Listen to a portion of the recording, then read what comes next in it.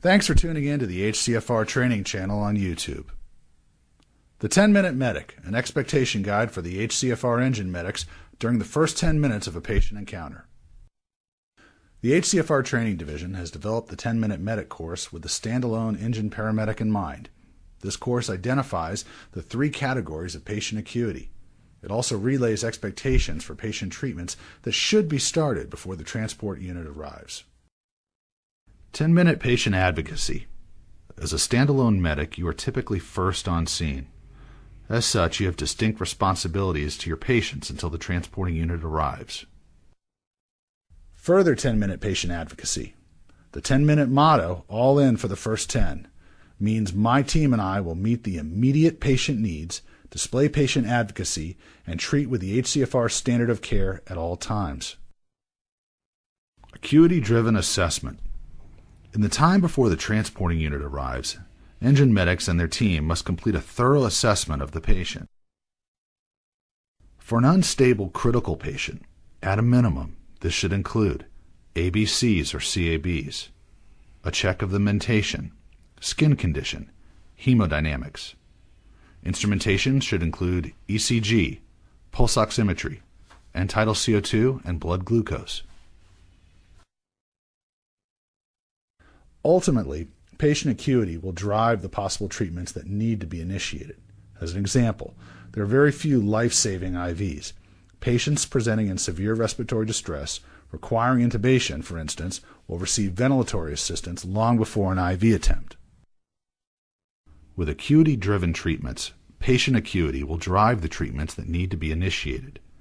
During a patient encounter, you are faced with one of 3 acuity types. There are 3 distinct acuity profiles. Critical ALS, life-threatening, unstable. Stable ALS, all other ALS patients. BLS, stable, non-emergent. Critical ALS, life-threatening, unstable patients. These include cardiac arrest, STEMI, stroke alert, trauma alert, cyanosis, profound dyspnea, GCS less than 8, uncontrolled bleeding, EMT paramedic discretion or intuition. Additionally, a combination of any 2 of the following will constitute a critical ALS patient: diaphoresis, pallor, GCS between 8 and 15, or tachypnea. In the presence of a critical ALS patient, primary assessment, life-saving initial measures, and complete instrumentation should be attached to the patient as soon as possible.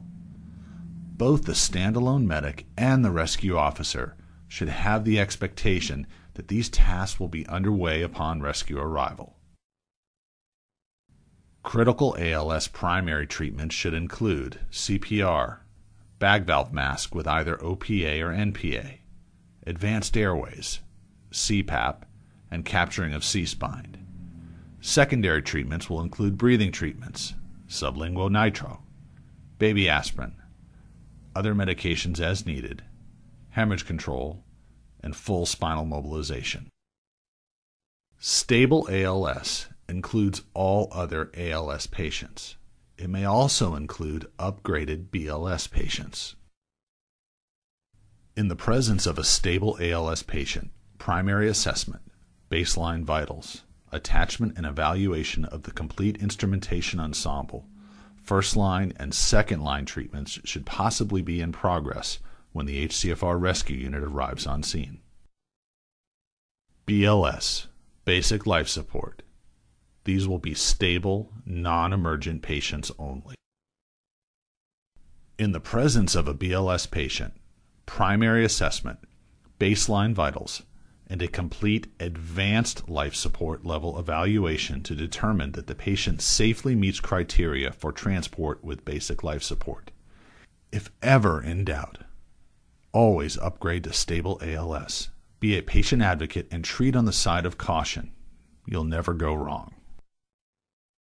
Critical ALS, stable ALS, BLS. 3 types of patients, 3 different needs. The 10-Minute Medic, an expectation guide for the HCFR Stand Alone during the first 10 minutes of a patient encounter. Thank you for listening. Remember, every day is a training day.